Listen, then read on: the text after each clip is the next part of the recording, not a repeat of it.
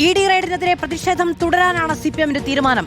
ഇന്ന് സംസ്ഥാന വ്യാപകമായി LDF പ്രതിഷേധം സംഘടിപ്പിക്കും. TV പ്രസാദ് വിവരങ്ങളുമായി ചേരുകയാണ്. TV പ്രസാദ്, ഏതു ഗാന്ധിയന്മാരും പ്രതികരിച്ചു പോകുന്ന സാഹചര്യത്തിലാണ് അവിടെയും പ്രതിഷേധമുണ്ടായത്. അതിനിടയിലേക്ക് വാഹനം കൊണ്ടുവന്നതിൽ അവധാനതയുണ്ടായില്ല, മുൻകരുതലുണ്ടായില്ല എന്നുള്ളതാണ് CPM വിമർശനം. അതിനിടയിൽ ഇന്നും സംസ്ഥാന വ്യാപകമായ പ്രതിഷേധങ്ങൾക്ക് ആഹ്വാനമുണ്ട്. അതുതന്നെയാണ് മാധു.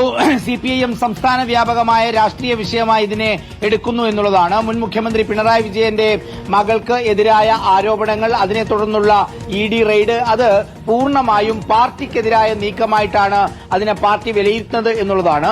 അതുകൊണ്ട് തന്നെ എല്ലാ ഘടകങ്ങളും അതിനെ പ്രതിരോധിക്കുകയും ചെയ്യുന്നു. പ്രധാനപ്പെട്ട നേതാക്കളെല്ലാം കടുത്ത വിമർശനവുമായി റെയ്ഡിനെതിരെ രംഗത്ത് വരികയും ചെയ്യുന്നു. പക്ഷേ ഇന്നലെ തിരുവനന്തപുരത്ത് റെയ്ഡിന് ശേഷം നടന്ന അക്രമ സംഭവത്തെ പോലും ന്യായീകരിക്കുകയാണ് EP ജയരാജനെയും ശിവൻകുട്ടിയെ പോലെയുമുള്ള നേതാക്കളെ എന്നുള്ളതാണ് ഇതിൽ ശ്രദ്ധേയമായ ഒരു കാര്യം. കാരണം അത്രമാത്രം പ്രതിഷേധമുള്ള ആളുകളുടെ ഇടയിലേക്ക് ആ വണ്ടി അങ്ങനെ ഇറങ്ങിപ്പോകരുതായിരുന്നു എന്നാണ് EP ജയരാജനും V.